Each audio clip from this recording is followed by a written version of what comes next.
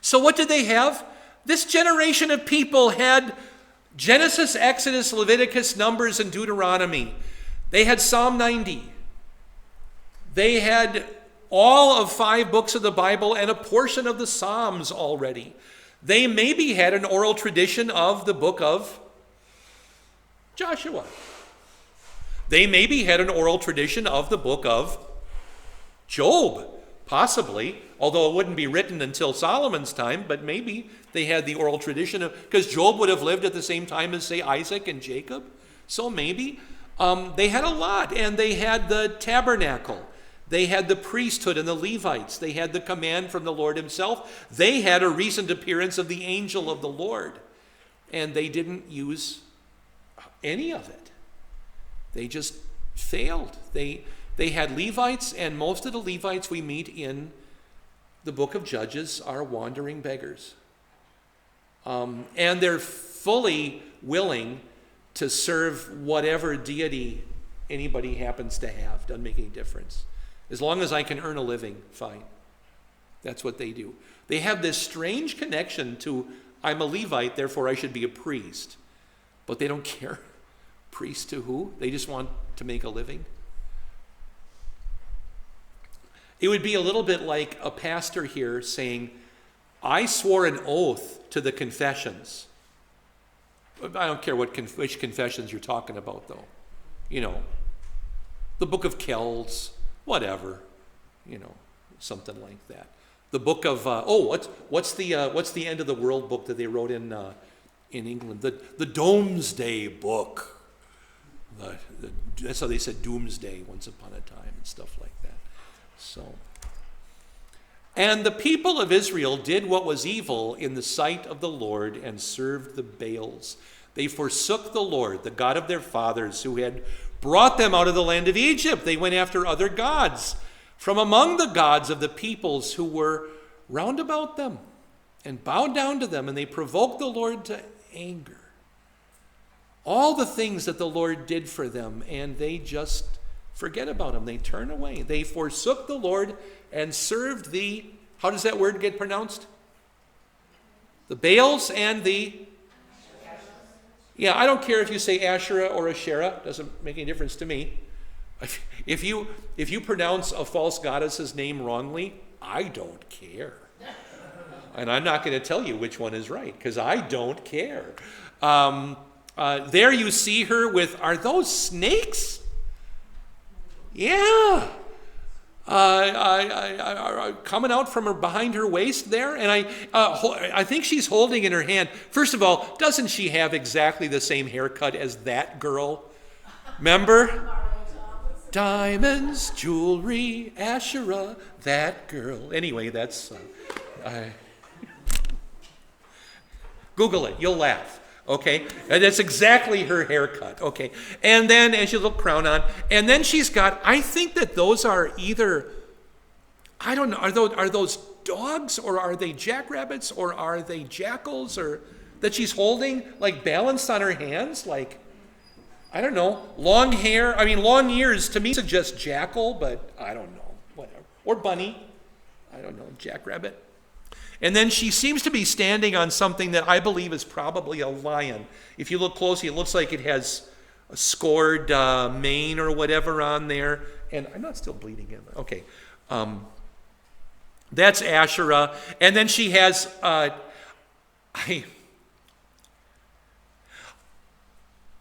found a picture of Asherah where her feminine attributes are not overly exaggerated. But there aren't very many of those. You can say, thank you, Pastor. Yeah, okay, because you don't want to do that. The other guy is more fun. That's Baal holding a mace above his head, and often depicted with, I think, 4 arms. But there in the bigger left arm, he has, that's supposed to be a lightning bolt, that thing that looks like it's a broken cornstalk. That's supposed to be a lightning bolt being struck down, and he's holding a little goddess of his own. He has kind of cool hair coming down and weird horns coming out the front there. When I was a boy, I've told you this before, we had a game called electric football. which was little plastic football players, and some were guards, and some were tackles, and some were running backs, and some were just defensive guys and stuff, and you had your cornerback and your safety, and then the quarterback was like 4 times bigger than all the rest of the guys. And he had one arm up in the air, and if you pulled it back, he had a little tiny football made of felt, and you could pull his arm back and snap it, and he would throw the football. And if you would hit one of your guys, it would count as a completed pass. You tuck it under his arm, and you turn, it's electric, so you turn it on, and it goes bzzzt, and the guys are aimed, and they would go forward, bzzzt, and no defender touched him, he's down, and stuff like that. And he could kick, too. And this isn't about that. But he looked like Baal. Like one arm out and one arm up, and that's kind of like what Baal, I always think of the electric football quarterback when I think of Baal. And now maybe you will too, so there you go. All right. But the point, Baal, god of storms and grain and so forth, the fertility of the land. Asherah, the fertility more of animals and stuff. So, okay. So the anger, in fact, I wonder, no, it wouldn't work out. Moses' taxonomy of wild animals. Flyers, swimmers, domestic animals, wild animals, creepy crawlies. And here you might have domestic animals, wild animals, creepy crawlies. If those are maybe jackals, that would count as domestic. If they were domesticated by the Hittites or something, the snake is the creepy crawly and the lion would be the wild animal. I don't know about their taxonomy. That's Moses' way of thinking about creatures, though. Okay, Moses doesn't think mammal, marsupial, fish and so forth. He thinks differently than we do. So the anger of the Lord was kindled against Israel, and he gave them over to plunderers who plundered them. And he sold them into the power of their enemies round about them, so that they could no longer withstand their enemies. Whenever they marched out, the hand of the Lord was against them, for ra in Hebrew, bad, evil, disaster, ra. As the Lord had warned and as the Lord had sworn to them, they were in dire straits. Then the Lord raised up judges who saved them out of the power of those who plundered them. And yet they did not listen to their judges, for they played the harlot after other gods and bowed down to them. They soon turned aside from the way in which their fathers had walked, who had obeyed the commandments of the Lord, and they did not do so. Very often in the Bible, the Lord equates idolatry with adultery, or prostitution with unfaithfulness to God, with a specific other god. His emotions, the Lord's emotions, to my mind, when he's talking about idolatry, come very close to when I've spoken to people or heard their music who have been jilted. You listen to country western songs or something like that. Or who just died? The great Canadian, Gordon Lightfoot. His biggest song ever is about his divorce when his wife was unfaithful to him. You didn't want to know this. Sorry, spoilers. Her nickname, Sundown. Sundown, you better take care if I find you've been creeping around my back stair. His daughter begged him to change the nickname. Use anything else, Veronica, something, but Sundown. Yeah, wrong syllables anyway. But that's just raw emotion.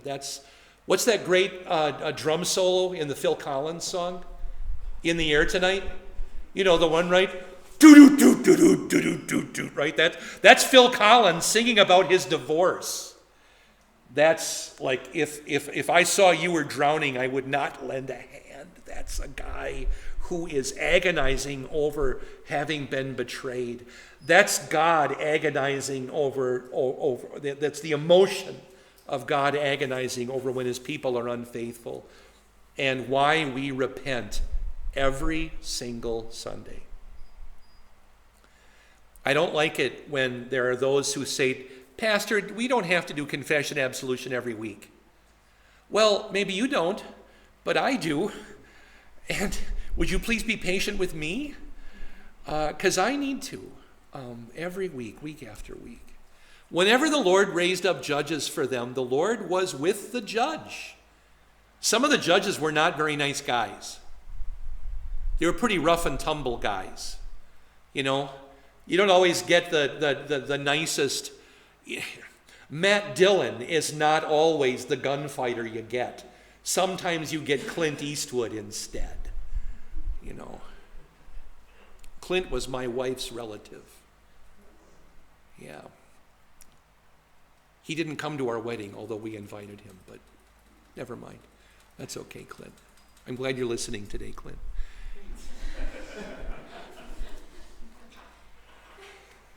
The Lord was moved to pity by their groaning because of those who afflicted and oppressed them. But whenever the judge died, they turned back and behaved worse than their fathers, going after other gods, serving them and bowing down to them. And they did not, they did not drop any of their practices or their stubborn ways, to let fall or to drop. You know, another writer would probably have said they did not turn from their other way, but this guy says drop. It's just, that's his way of talking. This is the pattern, and this is in our textbooks, especially for children. This is usually where the book of Judges starts, if they're going to have the book of Judges, which is probably on the right-hand side of this chart. Israel turned to other gods. Israel was subject to other nations on the bottom. Then Israel turns to God for help, and then God raises up a deliverer to deliver Israel. And then they have peace for a while. They'll have peace for usually multiples of 20 or 40 years. Typically in Judges, and what's 20 years? What would we call it? A generation. Exactly. So 40 years would be probably 2 generations. That's probably a dad with a son that followed in his dad's footsteps or something like that. But 1 generation or 2 generations, and then off they go again. Yeah, outstanding. So the anger of the Lord was kindled against Israel, second time in the chapter, kindled.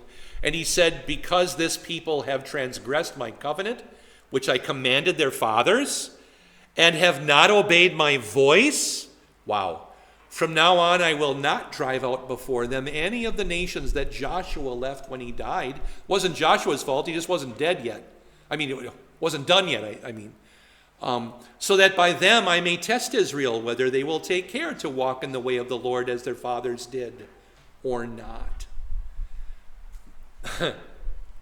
Transgress means to step over the line, to cross the line. Transgress my covenant. I commanded their fathers. They have not obeyed my voice. That's the Lord showing how serious this is. So the Lord, this is the end of chapter 2. The Lord left those nations, not driving them out at once, and he did not give them into the hands of Joshua. This can't be a judgment on Joshua. But it is a judgment. So who's it a judgment on? This is simple Aristotelian logic. It's a judgment on everyone else. Yeah. They didn't, I didn't give them to Joshua. You guys have messed up Joshua's legacy.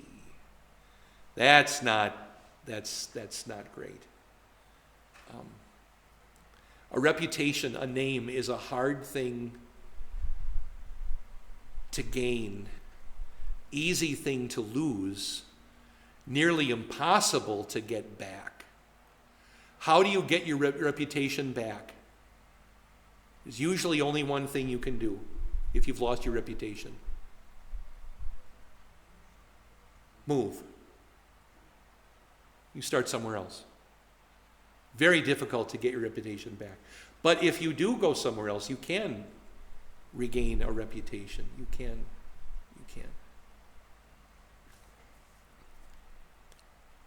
When I was a young man, I was known as a clumsy, skinny, third-rate painter. And I am no longer known as skinny. I moved away. So, chapter 3.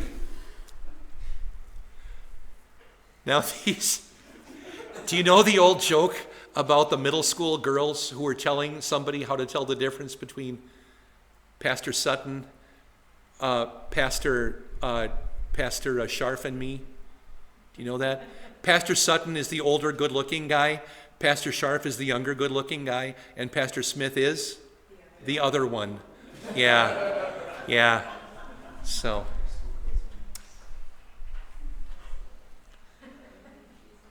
I confirmed some of those girls a couple of weeks ago. Yeah, all right. Chapter 3. Now these are the nations which the Lord left to test Israel by them. I'm sorry, what was that?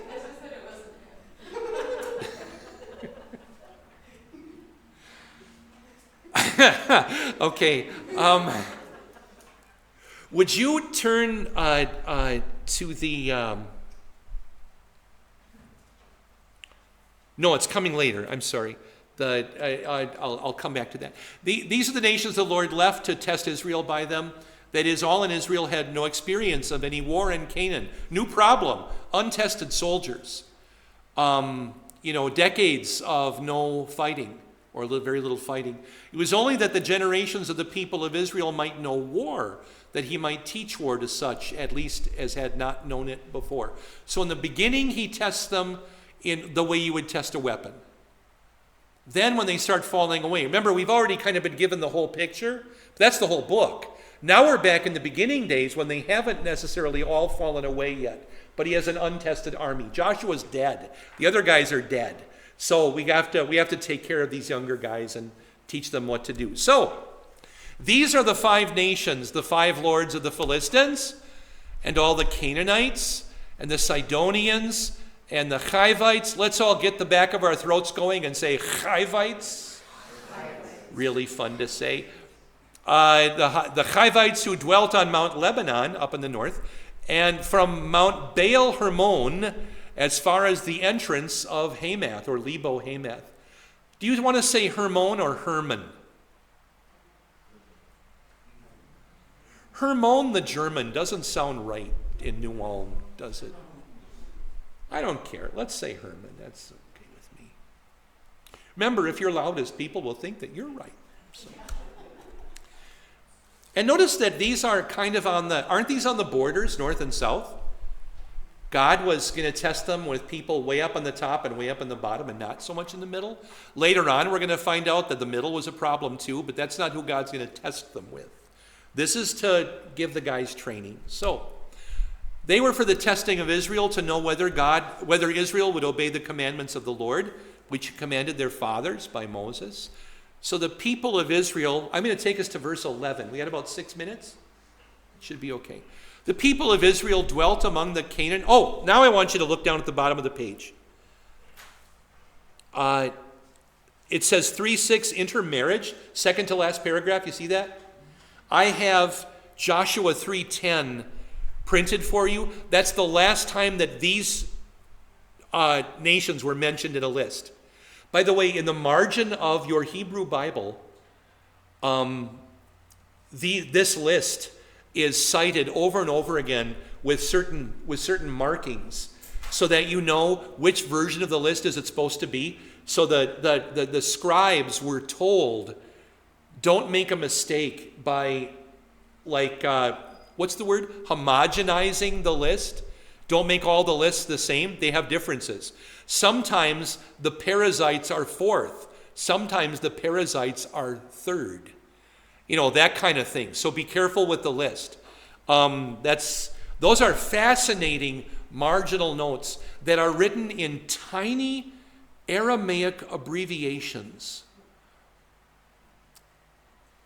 I lent my magnifying glass to somebody about a year ago, and I have not been able to read everything in my Hebrew Bible since. I got to get my magnifying glass back. I don't know who has it. Donovan.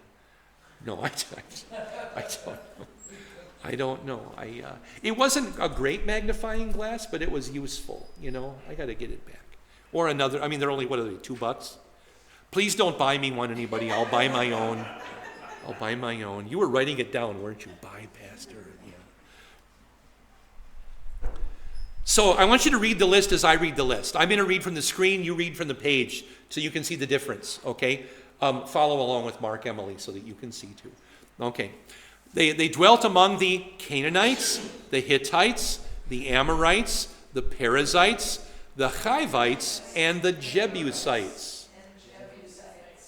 So you guys have an extra name in there? What is it? Girgashites. Yeah, the gargling tribe. Girgashites. The Girgashites, what's the, my favorite Steely Dan song is Deacon Blues.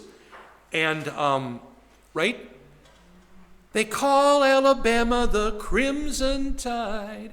Call me Deacon Blues. I listen to it every day as I send my email devotion. I'm not kidding. Alabama, the Crimson Tide, is a college football team that seems to come and go, come and go, come and go. They're on their way, but the tide rolls back, right? The tide rolls back. So the Girgashites are the Crimson Tide of the Bible tribes. They look like they're on their way, but then they roll back. They turn out to be nothing. So sometimes they make the list, sometimes they don't make the list. It depends on how they were that year. So Bama, all right, let's go on. Somebody from Alabama is listening to this.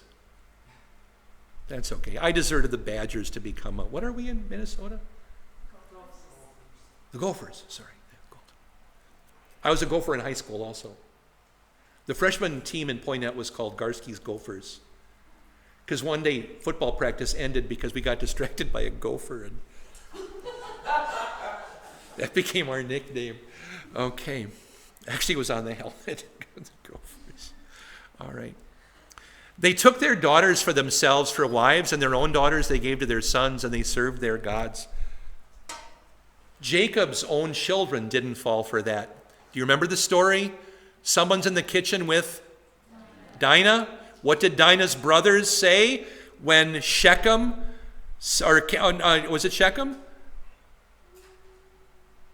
The guy who fell in love with said, I wanna marry her. And what did Simeon and Levi say? Get circumcised first. And then, while all of the men were still in their pain, the two brothers came with knives and killed every one of them. Yeah, they weren't going to have any of it. It was not the right thing to do, but they were bloody times. So here they do it though. They intermarry completely. Your daughters, our daughters, which also means our sons, your sons, and so forth. Our widows, your widows, all of it. And the people of Israel did what was evil in the sight of the Lord, forgetting the Lord their God, serving the Baals and the, how do you pronounce that word? The Baals and the Asheroth or Roth. That's just the plural of Asherah. Feminine plurals in Hebrew are oath. Masculine plurals are im, like the tears, bokim, and Asheroth. There's your lesson. Now you can do plurals. Okay?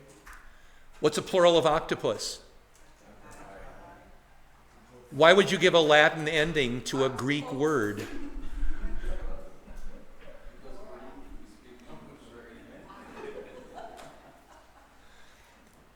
I know octopi is acceptable. Octopuses is really what it should be. Just anyway. Therefore the anger of the Lord was, third time, kindled against Israel, and he sold them into the hands of, Cushan Rishathaim, king of Mesopotamia. Rishathaim means double trouble. I love that name. And Mesopotamia means land of the how many rivers? 2 rivers? The guy from 2 rivers who's double trouble. This guy is mean. This is a guy who dumb enough to wear 2 guns.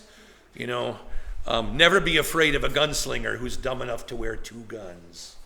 You can only shoot one at a time, accurately. You know, you can't pull both and have it do anything. You're going to miss with both or you're going to get killed.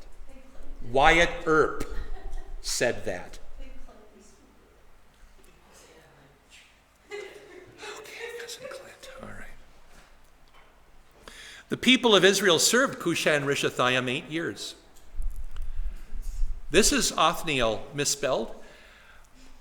It's from a different language. But when the people of Israel cried to the Lord raised up a deliverer for the people of Israel who delivered them. Othniel, son of Kenaz, Caleb's younger brother. Do you remember Caleb's younger brother and his wife who demanded that when her dad gave her land in a desert, that he also give her what? Water. Springs, please. They were from way down south below the Dead Sea, down in the desert. And where does he fight? He goes way up there, on the way to Mesopotamia. So did the graphic work? Yeah, this morning I had it in the wrong place. It was off the screen. It was wasted time. So that's what I was doing during our staff meeting today, Laura. I was fixing that, yeah. The Spirit of the Lord came upon him, and he judged Israel. He went out to war, and the Lord gave Cushan-Rishathaim, king of Mesopotamia, into his hand, and his hand prevailed over Cushan-Rishathaim. So into his hand, and his hand prevailed. What do you do when you bring your hands together quickly? That's how you kill mosquitoes. By the way, when you're going to kill a mosquito or a fly, by slapping, where do you aim? Right behind him. Because flies jump backwards when they jump. So aim back, aim behind him. So the land had rest for 40 years. Then Othniel, son of Kenaz, died. So up to this point in the book, we've had Jericho destroyed, pretty good. Jerusalem destroyed, pretty good. Gilgal is secured, that's good. Bochim is secured, and now this place up in the northern border is secure. We've begun. We haven't even gotten to anybody whose name you know yet, but next time we will. Until then, God bless you all, and thank you once again for letting me do this. I'll see you next time. You've been listening to Invisible Church, the Bible study podcast from St. Paul's Lutheran Church, New Ulm, Minnesota.